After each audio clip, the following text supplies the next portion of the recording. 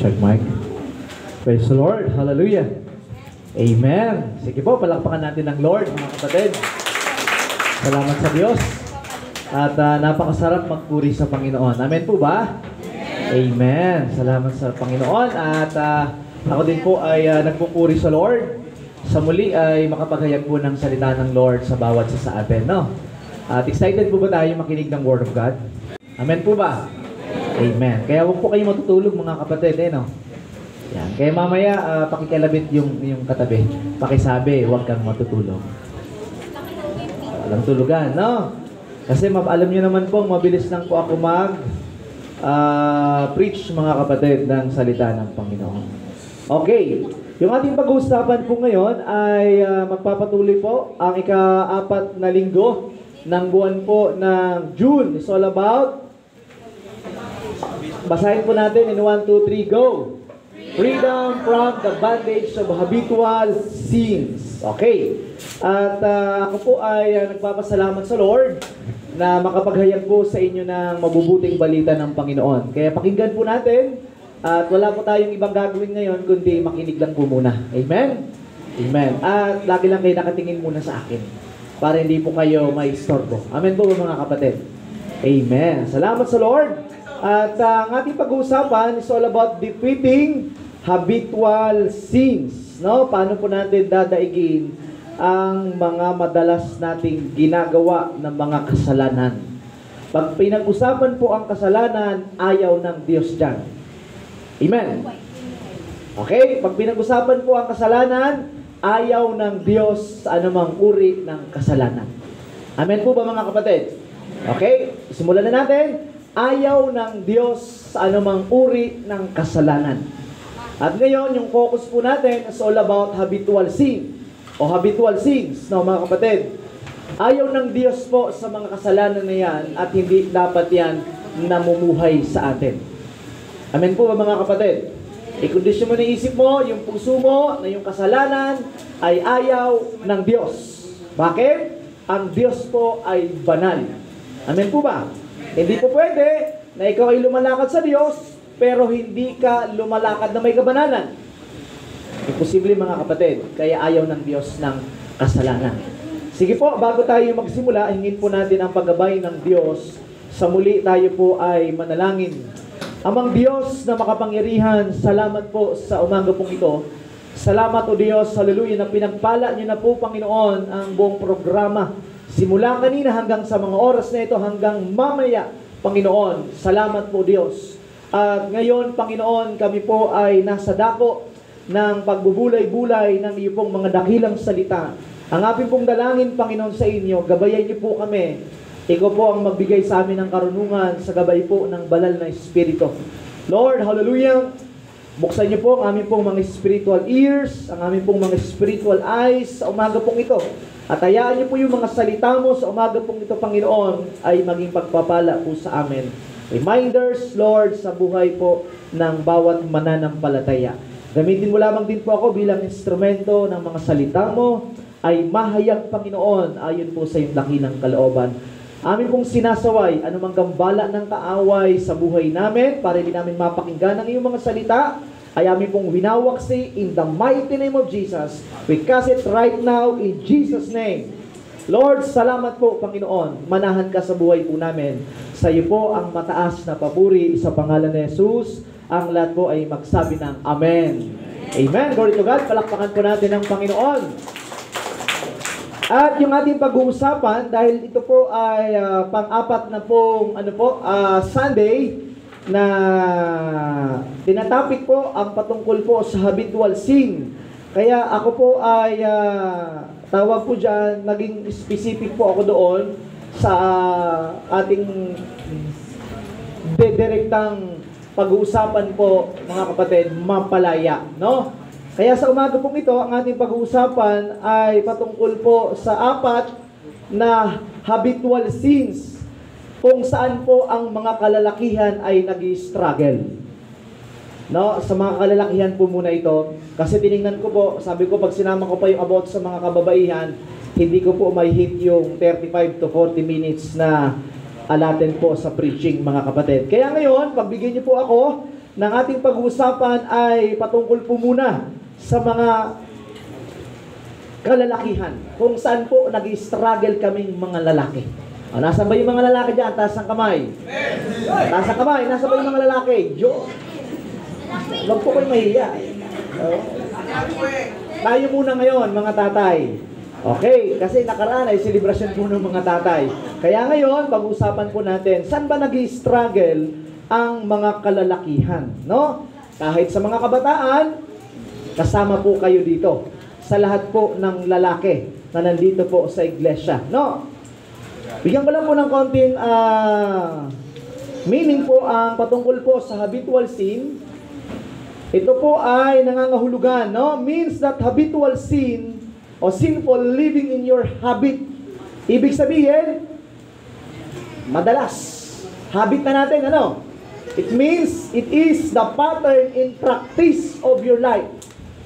Lagi mo nang ginagawa at kasama mo na ito araw-araw, mga kapatid. At lagi mo itong tawag po dyan, nasa isip, nasa puso, kasi nasa buhay eh.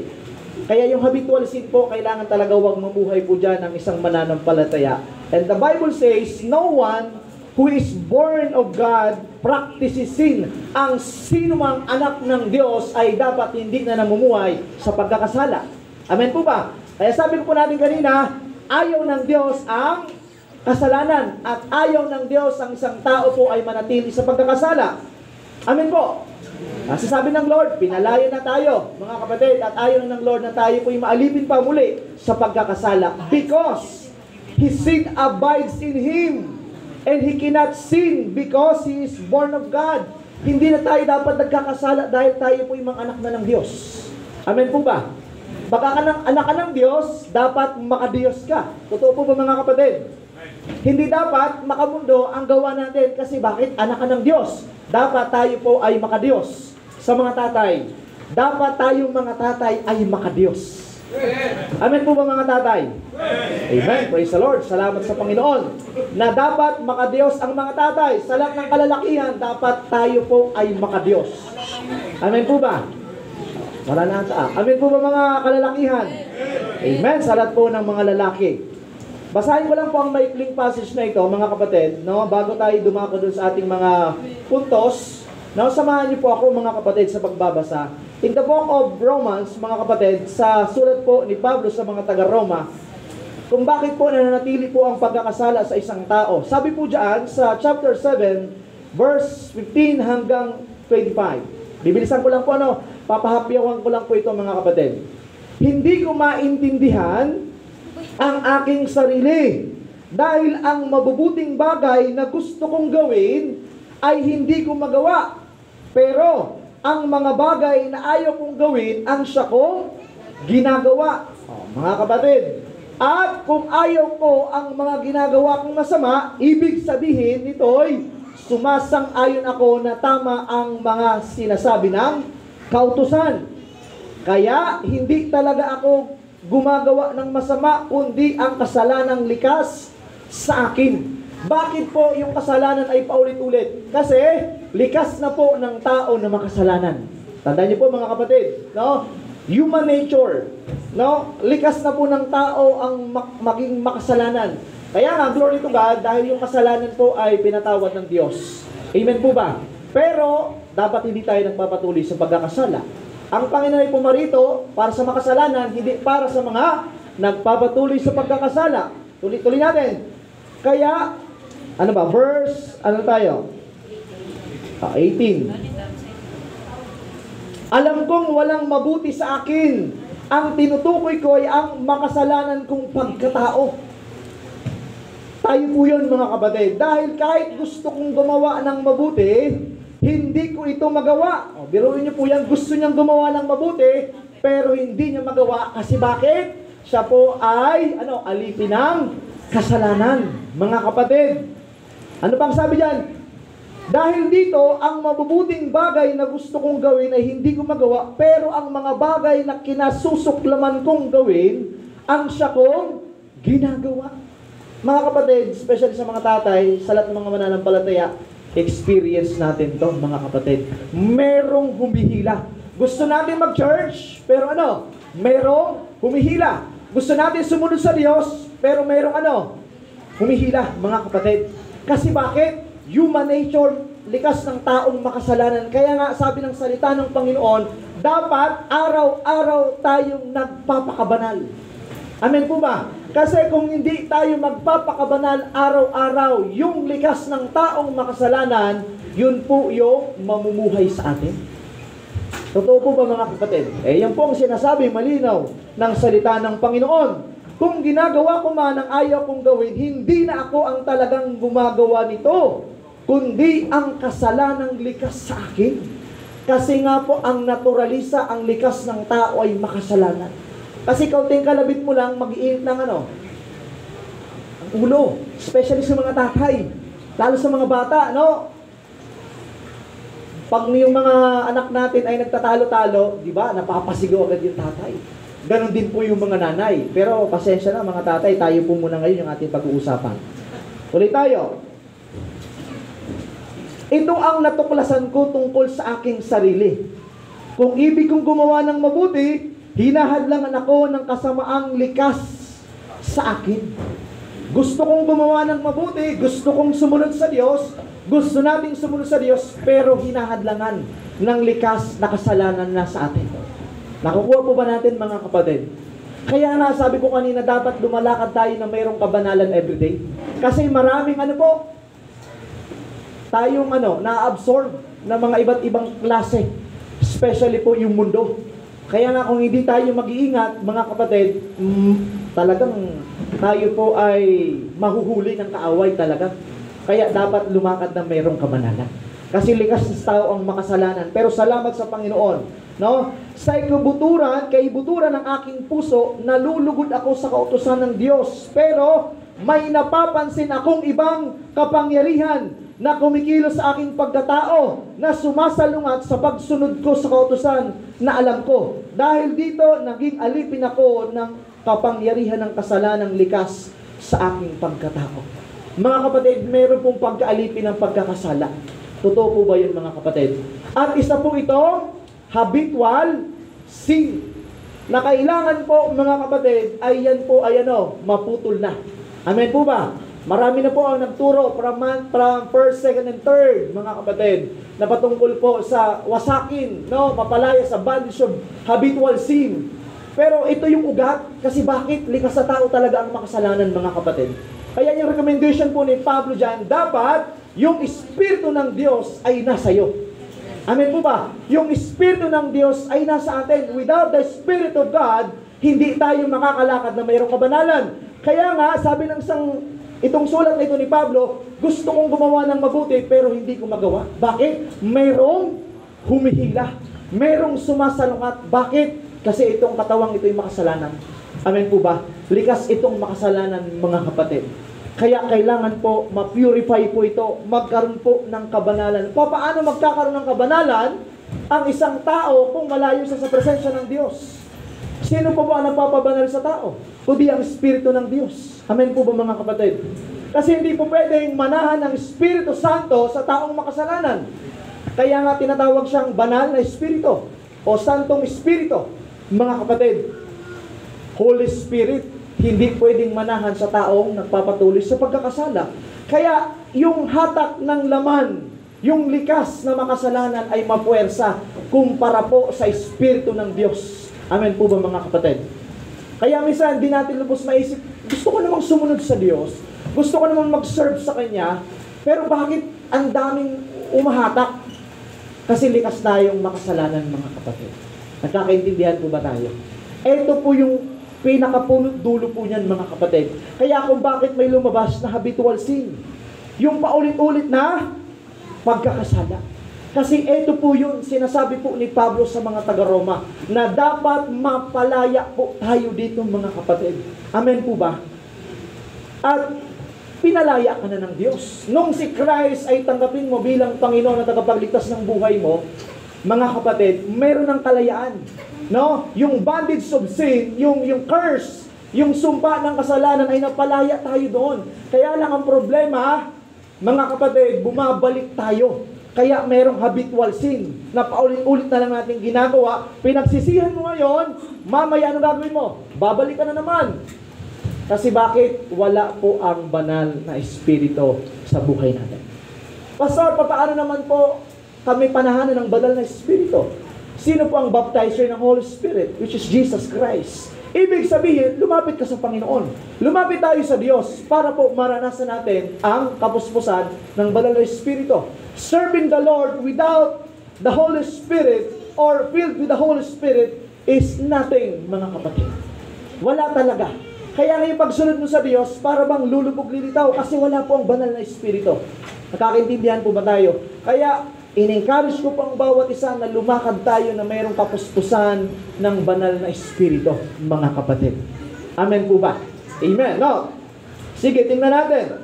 Ano po ang sabi ng salita ng Panginoon? Kawawa naman ako. Sinong magliligtas sa akin sa makasalanan kong pagkatao na nagdudulot sa akin ng kamatayan?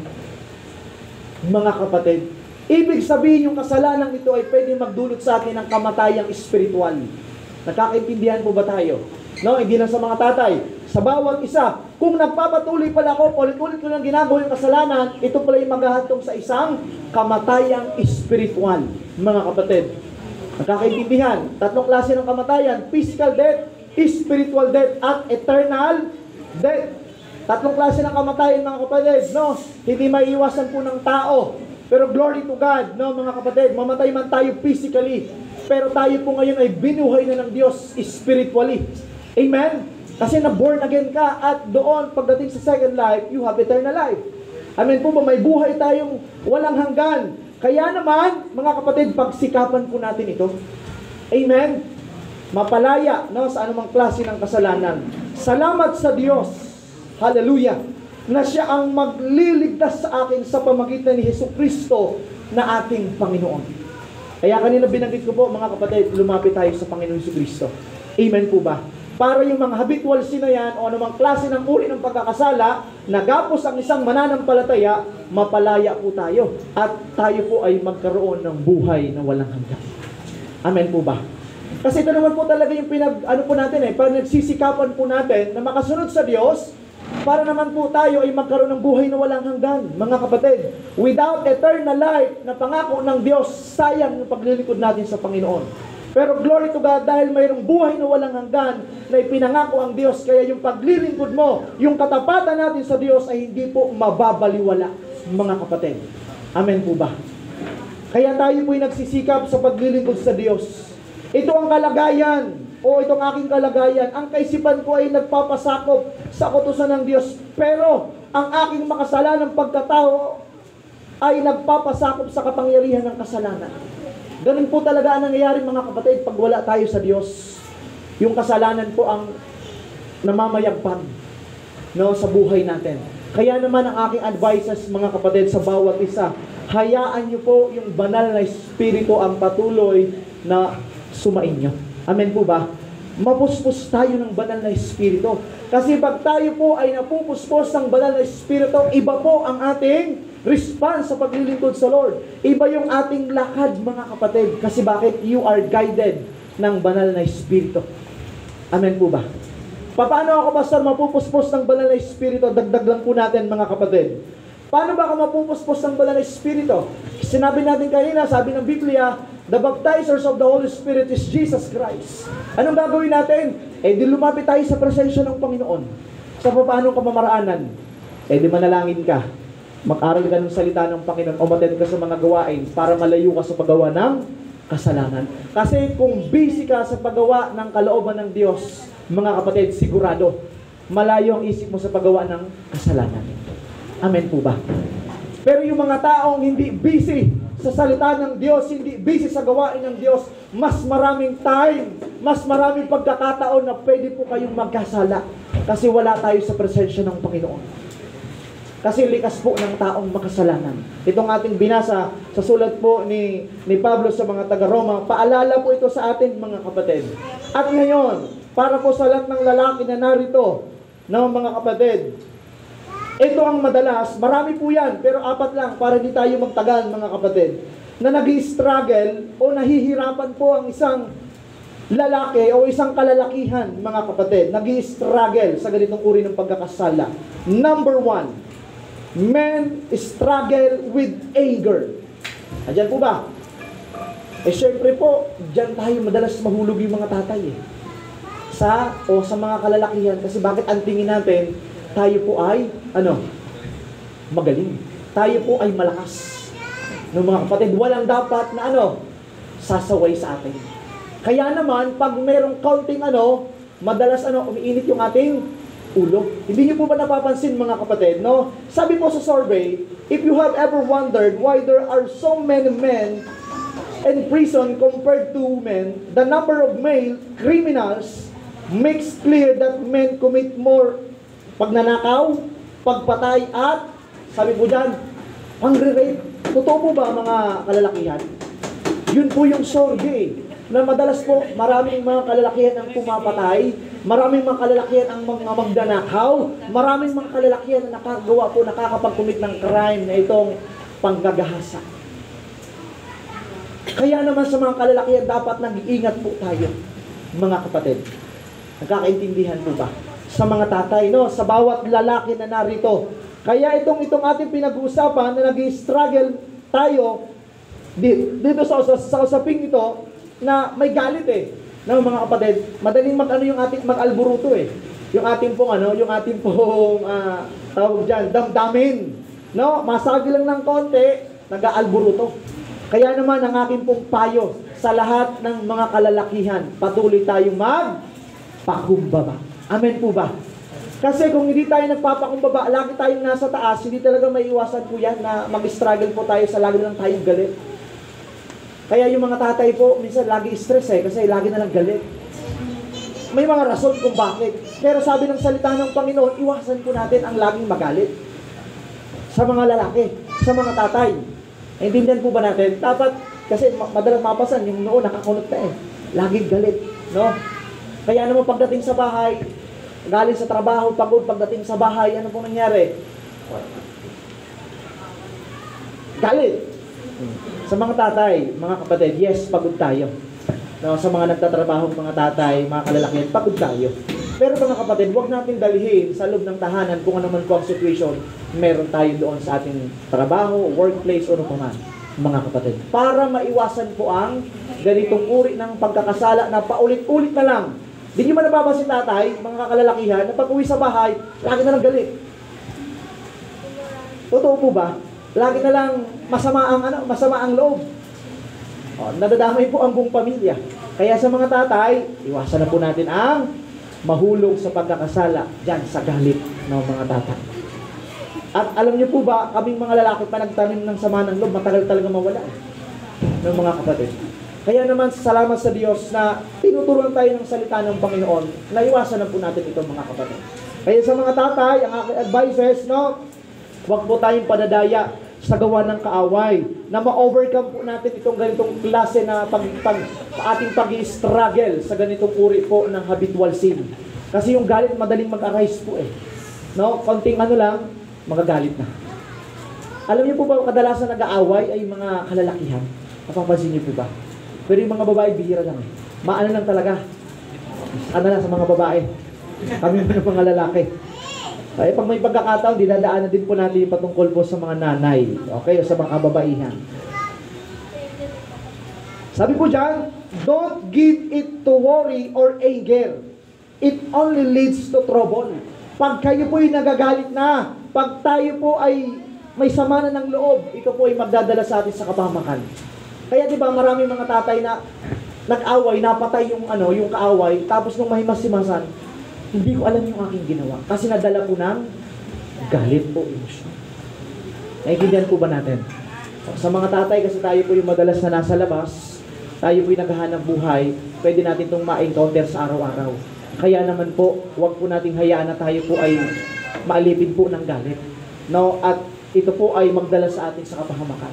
Sa mga nagdadrive sa kalsada, ng mga sasakyan, mga kapatid, kasi karamihan dito ay nagdadrive, motor, sasakyan, ano pa man.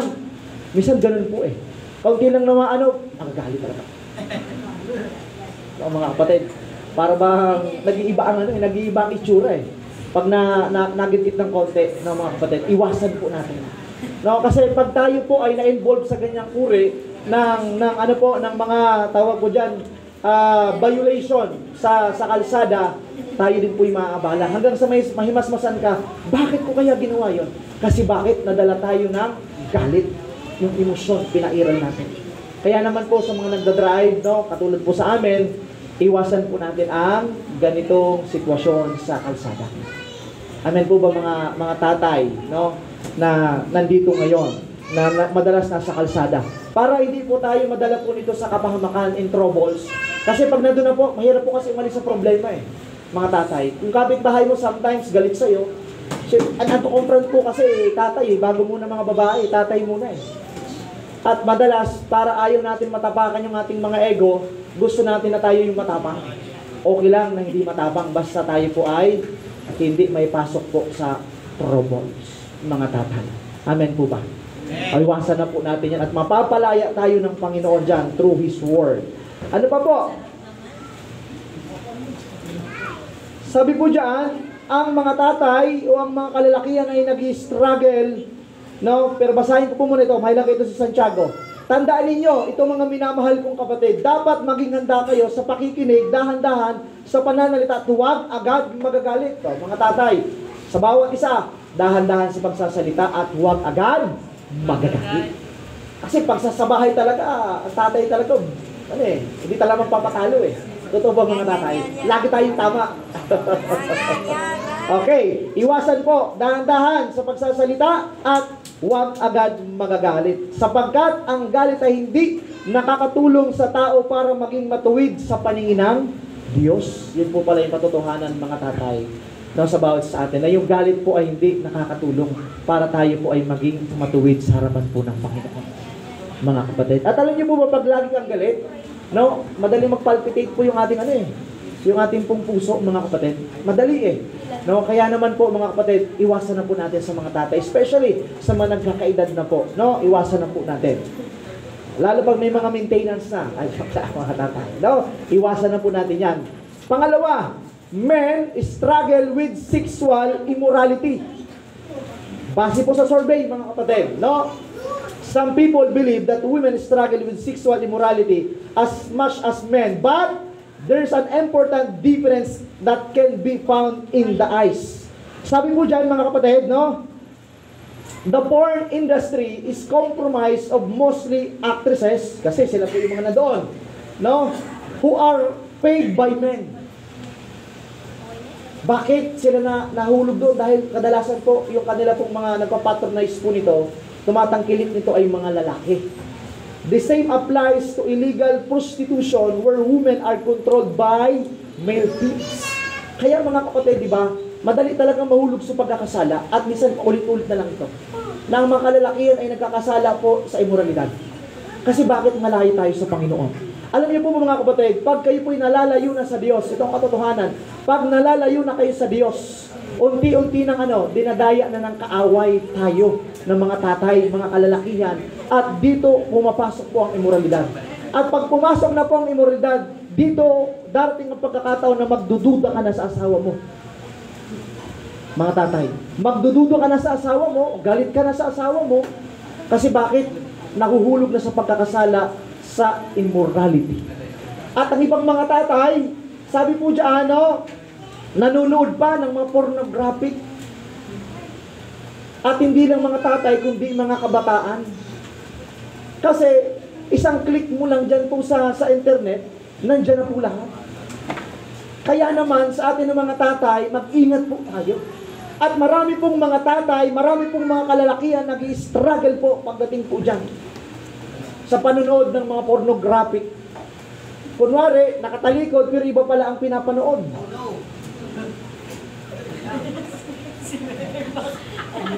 Mga tatay, nandiyan pa ba kayo? Iwasan na po natin. Sa mga kalalakihan, ganoon din sa mga kabataan. Bakit tayo nadadaya po nito? Kasi wala sa atin ang banal na espiritu. At kung busy ka sa paggawa ng pinapagawa sa atin ng Panginoon, malayo talaga sa isip natin itong mga kapatid. Pero kung tayo po'y namumuhay sa pagkakasala, madali pong mahulog, no? Ang mga kalalakihan. Most of the people who watch porn and participate in buying prostitutes are also men. Yun po yung katotohanan. Lagi ang mga lalaki talaga. Nakikita ko po sa isa pong mga interview, yung mga seaman, dahil malayo sa pamilya, anong ginagawa? Nag-hire ng mga prostitutes. Kaya naman po sa atin ng mga kalalakihan, magpakalalim tayo sa salita ng Panginoon, sa presensya ng Diyos, para hindi po tayo mahulog sa ganitong pagkakasala na paulit-ulit na lang na ginagawa. Na ito'y nagpapalayo sa atin sa presensya ng Panginoon.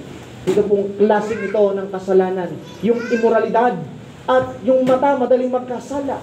At pag lumalayo na po tayo sa presensya ng Panginoon, madalas makita mo yung mga kaakit-akit, no? Nagawa ng mga babae. Hindi ko naman sinasabi na ang babae ay masama. Pero ang nangyayari po kasi niyan, mga tatay, mga kalalakihan, yung mga kata natin, laki na nakadikit na lang doon. No, last, no, ng mata. Last of the eyes. Madalas mahulog po, no, ang mga kalalakihan sa ganung pagkakasala. Na ito po yung paulit-ulit na lang na nangyayari. Kaya naman po mga kapatid, talunin po natin ito sa pamagitan po ng salita ng Panginoon. Magpakalalim tayo sa Word of God. Amen?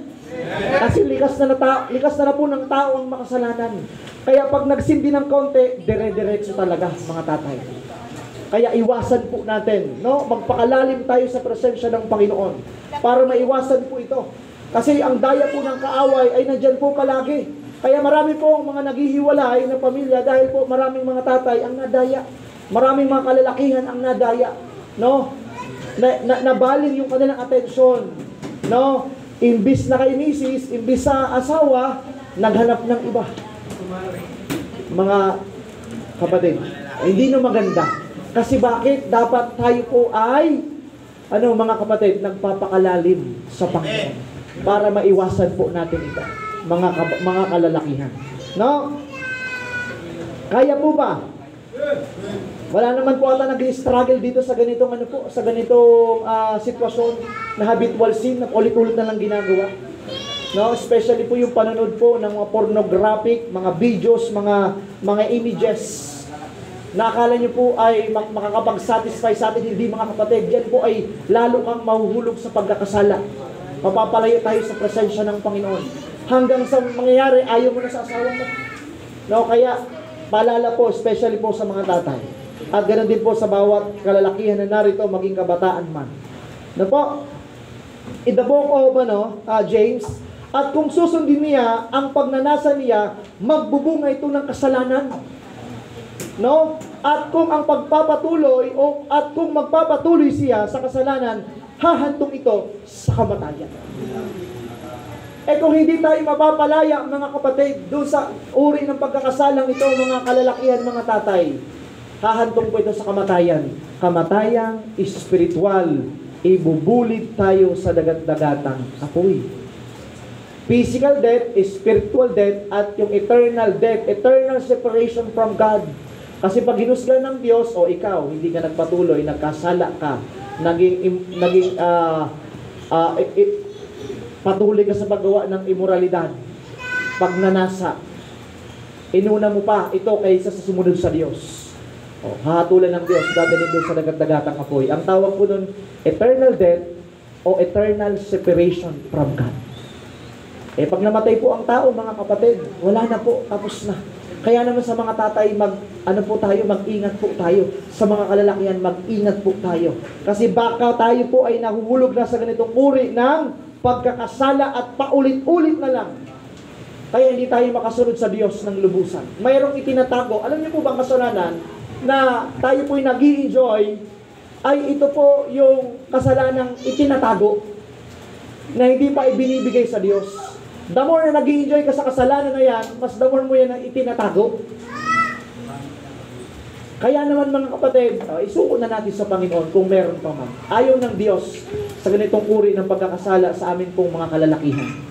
No? Reminders po sa bawat isa. Kasi sayang mga tatay.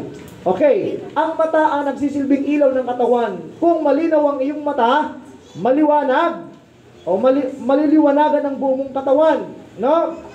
Ngunit kung malabo ang iyong mata, madidiliman ang buong mong katawan.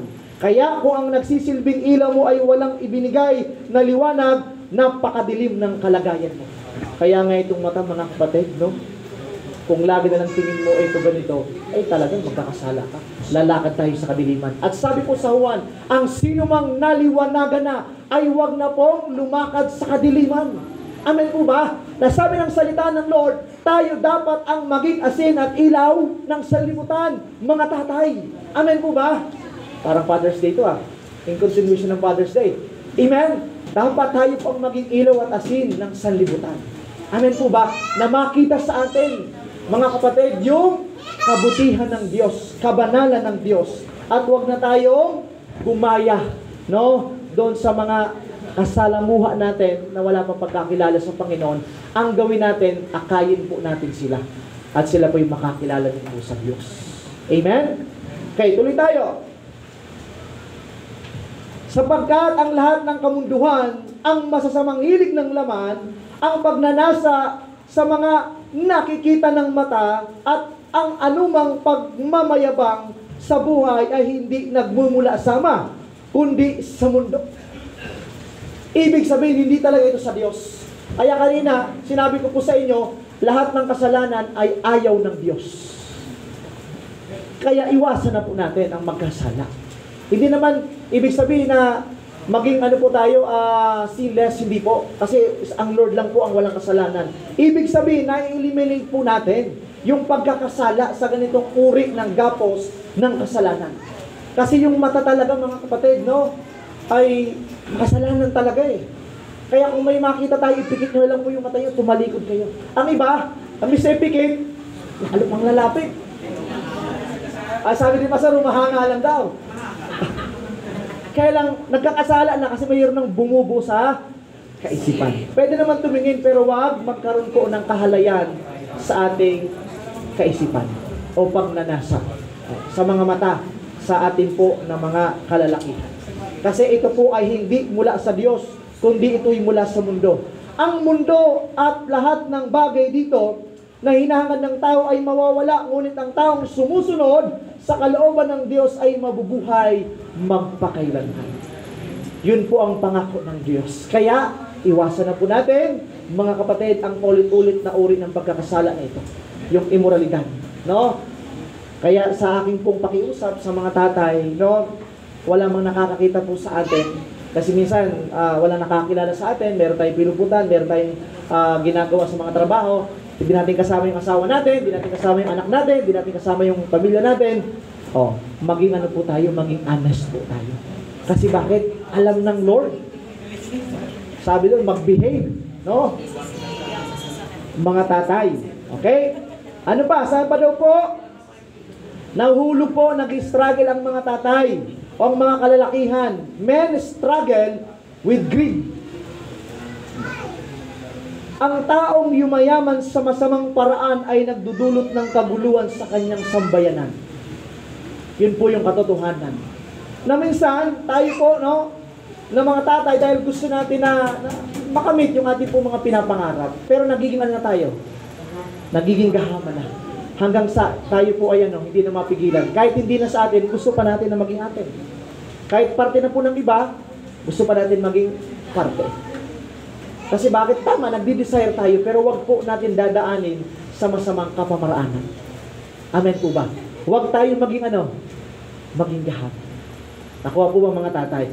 Mabubuhay naman ng matagal ang taong hindi nasusuhulan.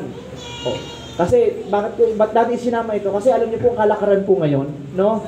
Para lang tawag po dito ay may lusot ang isang mga pagkakataon, isang bagay, no? Kung nandun po kasi sa sitwasyon na ito, wag naman po sanang tayo po'y masuhulan. Tayuan po natin yung ating pong prinsipyo. Amen po ba? Bilang isang tatay na maprinsipyo, bilang isang tatay na may takot sa Diyos, wag po natin tatanggapin. No, kasi di ko alam, baka meron po dito na may ganun pong situation na para lang maging okay, bibigyan. No? Wag naman po mga tatay. Okay. At sabi po dyan, mga kapatid, salita ng Lord, nagmamadaling yumaman ng taong sa pera ay gahaman. Yun po yung katotohanan. Biblically po yan, mga kapatid. Na lagi na lang, kahit yung para sa Diyos ay hindi na ibinibigay. Nakuha po ba natin? Dapat kung anong para sa Diyos, ibigay natin.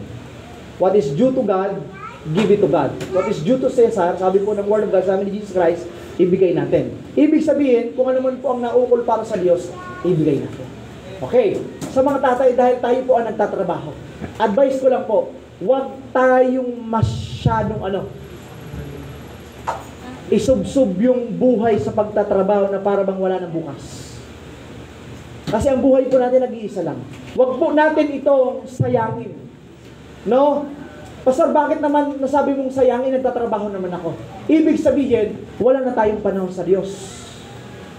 Ibig sabihin, sayang yung buhay na ito. Sabi ng Word of God, makamtan mo man ang lahat ng bagay sa mundo, kung ikaw ay wala kay Kristo, wala rin pong kabuluhan ito. Totoo po ba? Kaya advice sa mga tatay, magkaroon naman tayo ng panahon, no? Sa paglilingkod sa Diyos, china-challenge ko po ang bawat tatay. No? Magbigay tayo ng oras sa Panginoon. Huwag natin ibuhos ang lahat ng ating lakas para lang kumita ng pera. Walang problema, mga kapatid, hindi po ako against sa ganyan na nagtatrabaho ng talagang subsob. Pero mga kapatid, pag mali na po, hindi na po para sa Diyos yan. Pag naapekto na po yung ating paglilingkod sa Panginoon. Kaya naman sa mga tatay na nagtatrabaho, no, ang aking pong pakiusap sa inyo, bigyan din po natin ang panahon ng Diyos. Amen po ba?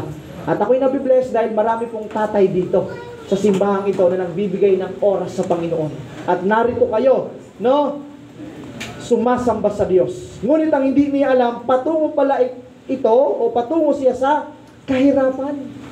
Alam niyo po ba yung mga taong gahaman?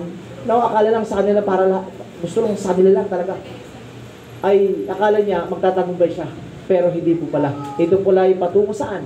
Sa kahirapan. Naintindihan po ba natin, mga tatay? Kaya reminders po sa atin, no? Mga kapatid, ang taong sakim ay nagpapasimula ng kaguluhan. Ngunit ang taong nagtitiwala sa Panginoon ay magtatamo ng kasaganaan. O, sa mga tatay, no, huwag tayo masyadong sakim. Totoo po ba yung mga tatay, pagbigay tayo? Parang kaya natin umimin eh. Amen po ba, mga kalalakihan?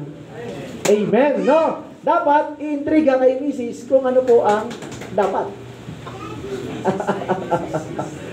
Kay misis pala sa Kim. Joke lang mga tatay. Mga tatay, no? Huwag po tayong mahulog sa pagkakasala sa ganito. Hindi po ito maganda. Magdudulot po ito ng hindi maganda sa loob ng tahanan. Kaya naman po, huwag po tayong, maging gahaman. No? Sa mga tatay, mas maganda, alam niyo po ba mga kapatid, mas maganda yung tayo po yung talaga nagbibigay. Amen po kaysa tumatanggap. Amen po ba? Sabi nung pinagpala ang tao, nagbibigay kaysa sa tumatanggap. Kaya naman i-intrigan nyo sa mga asawa nyo kung ano man ang meron. Para magpalain kayo. Tuloy tayo mga kapatid. Sino ang dapat nating paglingkuran? Ang Diyos o kayamanan? Walang taong makapaglilingkod ng sabay sa dalawang amo, sapagkat kapuputan niya ang isa at iibigin ang ikalawa, o kaya'y magiging tapat siya sa isa at tahamakan ang ikalawa. Ganon din naman, hindi kayo makakapaglingkod ng sabay sa Diyos at sa kayamanan. Ibig sabihin po nito mga kapatid, nire-remind tayo ng salita ng Panginoon. No, sinabi ko kanina, wag naman po puro trabaho na lang. Magbigay naman po tayo ng oras sa Panginoon. Amen po ba? Kasi ang Diyos naman po ay matapat. Amen po? Ito, testimony ko po sa inyo, hindi naman po kami pinagkulang ng Panginoon na ibinigay po yung oras sa Diyos. Mas lalo pong pinagpala ng Panginoon. Kasi alam po natin ang Diyos po ay matapat, mga kapatid. Gawin lang po natin ang kalooban ng Diyos. Sigurado, hindi kayo pababayaan ng Panginoon. Amen po ba? Lalong imumultiply ng Lord. Dito po sa ating pinag-usapan, Diyos o kayamanan. Sino ating pipiliin? Diyos o kayamanan? Diyos. Dapat, maka-Diyos tayo. Amen po ba? Ang kayamanan, okay lang din naman yan. Pero huwag yan ang maging Diyos natin. Naintindihan? Sa mga tatay. What I mean ang ibig sabihin, huwag yan yung laging nasa isip natin na magkaroon ng kayamanan, magkaroon ng ganito, hanggang sa wala na tayong panahon sa Diyos. At alam niyo po ba, paulit-ulit na nangyayari yan eh. Di lang natin napapansin. No, mga kapatid. Kaya naman, ang pakiusap ng salita ng Lord, maglingkod tayo sa Diyos. Amen? Amen. Last, sabi po dyan, men struggle with pride. Oh. Mataas. No? Hindi maganda na ganito po ang sitwasyon ng ating buhay, mga kalalakihan. Kasi syempre, dahil tatay ka, kahit sa pamilya, para bang ako lahat ang masusunod. Kasi ako ang tatay dito. Ako ang father di pamilya. Pwede naman tatay, pero wag naman po sa lahat ng pagkakataon. Bigyan din po natin ng panahon yung ating pong asawa na makapagsalita. Na mapag-usapan po. No? Mga tatay. Ang taong mayabang ay madaling mapahiya. Dapat habol. Iwasan po ang kayabangan, mga tatay. O sa bawat isa sa atin. Ano ba?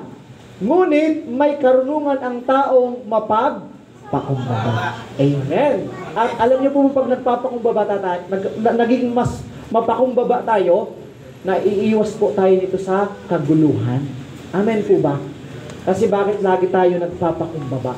Kaya naman ito ang sabi ng salita ng Panginoon. Kinakasuklaman ng Panginoon ang mayayabang at tiyak na sila'y paparusahan. Dapat, ano po, humble lang. Amen? Mapagpakumbaba. Nasaan ba yung mga tatay dyan? Amen. Praise the Lord. No? Mababait yan at humble yan. Sa mga kalalakihan, no? Humble yan. Hindi yan mayabang. Amen po ba mga kapatid? Amen. Okay, ano pang sabi? Ang kayabangan ay humahantong sa kapahamakan at ang mapagmataas ay ibabagsak. Minsan kasi di na maabot hanggang dito na Lumalaki na yung ulo, nagkakaroon ng hydrocephalus. Lalo pag marami nang nararating sa buhay. No, wag naman po, mga kapatid. Wag naman po. Lagi tayong down to earth. Amen? Para maiwasan po natin ang ganitong uri ng pagkakasala, mga kapatid. Mapalaya tayo dito kung meron man. In our conclusion, ano pang recommendation ng salita ng Panginoon? Ang sino mang nananatili kay Kristo ay hindi na nagpapatuloy sa kasalanan. Amen po ba? Kung tayo po'y nananatili sa Lord, hindi na po tayo magpapatuloy sa pagkakasala. Kasi bakit? Tayo po ngayon ay nagpapatuloy na sa pagsunod sa ating Panginoon. Iniiwasan na po natin ang magkakasala at ginagawa na po natin ang kalooban ng ating Panginoong Hesukristo. Ang sino man, no, nagpapatuloy sa Lord. Ibig sabihin, yung mga hindi nagpatuloy sa Lord, ano kanilang sinunod? Yung kasalanan. Yung pita ng laman. Ang nagpapatuloy sa kasalanan ay hindi pa nakakakita o nakakakilala sa Kanya. Yun po yung katotohanan, mga kapatid. Na kung tayo po'y nahuhulog patuloy pa sa pagkakasala at nagpapatuloy pa sa paggawa ng kasalanan, yung tinatawag na habitual sin, no? Ibig sabihin po, hindi pa natin nakikita at nakikilala ng lubusan ng Panginoon. Mga kapatid, yun po yung katotohanan. Kaya naman, ang pakiusap ng Lord, no? Patuloy tayong lumapit sa Kanya. Amen po ba? Para patuloy nating masunod kung ano po ang kalooban ng Diyos. Mga anak, okay, sabi po diyan, huwag kayong padadaya kanino man. Ang sino mang gumagawa ng tama ay matuwid, tulad ni Kristo na matuwid. Amen po ba sa mga tatay? Amen? Sa kalalakihan na narito. Huwag tayong padadaya sa mga masasama, kundi tayo po'y sumunod sa katuwiran ng ating Panginoon. Ngunit ang nagpapatuloy sa kasalanan ay kampo ng Diablo. Kasi bakit? Sin kasalanan. Sino bang may gusto ng kasalanan? Eh di yung kaaway. Kaya nga tayo po'y dinaya ng kaaway para tayo magpatuloy sa pagkakasala. Kaya sabi ng salita ng Panginoon, ang nagpapatuloy sa kasalanan ay kampo ng Diablo. Okay, wag naman po tayo magpatuloy sa pagkakasala. Dahil tayo po ay sa Diyos. Dahil ang Diablo ay gumagawa ng kasalanan mula pa sa simula. Yung original na gawain talaga ni Satan ay ang sumuway sa Diyos. Kasalanan. Kaya naman talagang namumuhi ang ating Panginoong Diyos sa kasalanan. Kaya wag po tayo magpapatuloy sa paggawa ng kasalanan. No? Ito ang dahilan kung bakit naparito ang anak ng Diyos upang wasakin ang mga gawa ng dyablo. Amen po ba?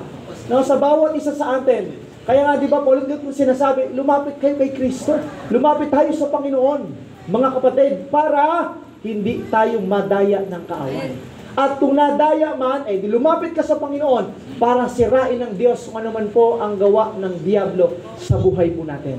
At tayo po'y mapalaya sa mga kasalanang paulit-ulit na ginagawa. Tuloy natin. Ang sino mang naging anak na ng Diyos ay hindi na nagpapatuloy sa kasalanan. Dahil ang katangian ng Diyos ay nasa Kanya na. At dahil nga ang Diyos ay Kanyang Ama, hindi na siya nagpapatuloy sa kasalanan. Amen po ba? Ibig sabihin, nagkaroon na po ng kalayaan. Amen po ba? Nagkaroon na po ng paglaya sa gapos ng anumang uri ng kasalanan. Kasi nasa Kanya na po ang Diyos. Amen? At siya'y nagpapatuloy na sa makadiyos na gawain. Amen. Okay, tuloy natin. At dahil nga ang Diyos ang Kanyang Ama, hindi na siya nagpapatuloy sa kasalanan. Dapat lang, mga kapatid. Amen po ba? Amen. Kasi makadiyos tayo. Pag sinabing makadiyos, sumusunod sa naisin ng Diyos. Amen po ba? Last verse. At dito makikilala kung sino ang mga anak ng Diyos at kung sino ang anak ng diablo. Oh. Kasi bakit? Yung mga tao nagpapatuloy sa pagkakasala, wala talaga sa Diyos. At hindi po pwedeng panahanan ng banal na espiritu.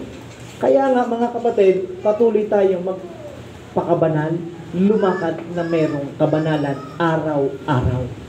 Para tayo po ay maging totoong anak ng Diyos. Amen po ba? Amen. At maiwasan ang pagkakasala. Ang lahat ng hindi gumagawa ng matuwid o hindi nagmamahal sa kanyang kapatid ay hindi anak ng Diyos. Kumpleto na po ang salita ng Panginoon, mga kapatid. Anong gagawin po natin? Dahil kumpleto na po Nabanggit na ang lahat ng paalala sa atin through the Word of God. Ano pong gagawin po natin, mga kapatid? Kailangan tong isuko at talikuran at huwag nang babalikan. Amen po ba? Yun lang naman po. Isuko, mga kapatid, o anumang kasalanan na meron pa at huwag na po itong babalikan. Amen. Para magkaroon po ng kalayaan. Kasi kung magpapatuloy, gapos pa rin. Pero kung i-stop po natin ito at magpapatuloy tayo sa pagkilala sa Panginoon, mga kapatid, magkakaroon tayo ng buhay. Amen? Amen. Palakpakan po natin ang Panginoon. Glory to God. Tayong lahat ay tumayo at tayo po ay manalangin sa Panginoon sa umaga po ito.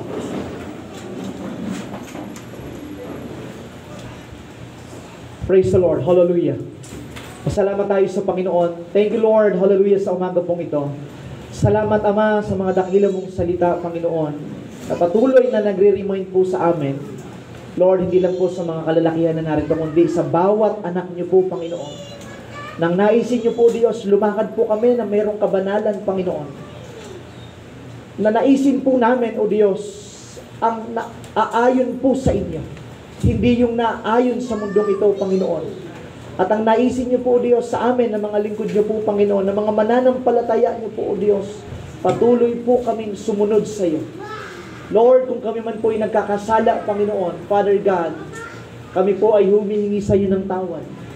Amin pong isinusuko ang aming pong buhay, Panginoon. Lord, pakalinisin niyo po ito sa muli, mula ulo hanggang talampakan. Anumang uri ng kasalanan, Panginoong Hesus, ay amin pong isinusuko sa iyo. Amin po ito, O Diyos, na ibinibigay sa inyo po, Panginoon. Lord, alisin niyo po ito, Father God.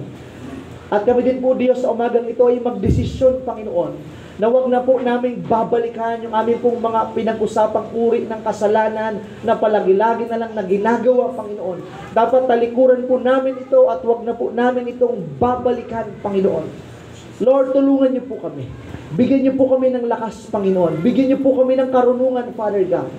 Na ito, O Diyos, hallelujah, ay wag na po naming magawa sa muli. Kung hindi, O Diyos, ay makasunod kami ayon po sa iyong dakilang kalooban, Father God. Lord, patnubayan niyo po ang lahat ng tatay na narito, Panginoon. Sa lahat ng kalalakihang narito, O Diyos, Hallelujah. Na maging buhay kaming patotoo, Diyos. Hallelujah. Sa lahat ng amin pong nakakasalamuha sa araw-araw, maging buhay po kaming patotoo, Panginoon. Lord, salamat sa iyong mga dakilang salita na patuloy na nagbibigay sa amin ng karunungan, nagbibigay sa amin ng paalala, Panginoon, para kami, O Diyos, ay makasunod sa iyo na merong kabanalan. Father God, salamat sa umaga pong ito at pinalaya niyo na po kami, Panginoon. Salamat, O Diyos, malaya na din po kami makapagdudulog sa iyo. Malaya na rin po kami makapaglilingkod sa iyo, Panginoon, dahil wala na pong gapos ng kasalanan. Lord, salamat po, Panginoon. Kaya aming itinataas sa pangalan ni Jesus, ang lahat po ay magsabi ng Amen. Palakpakan po natin ng Lord. Glory to God. God bless po sa bawat isa.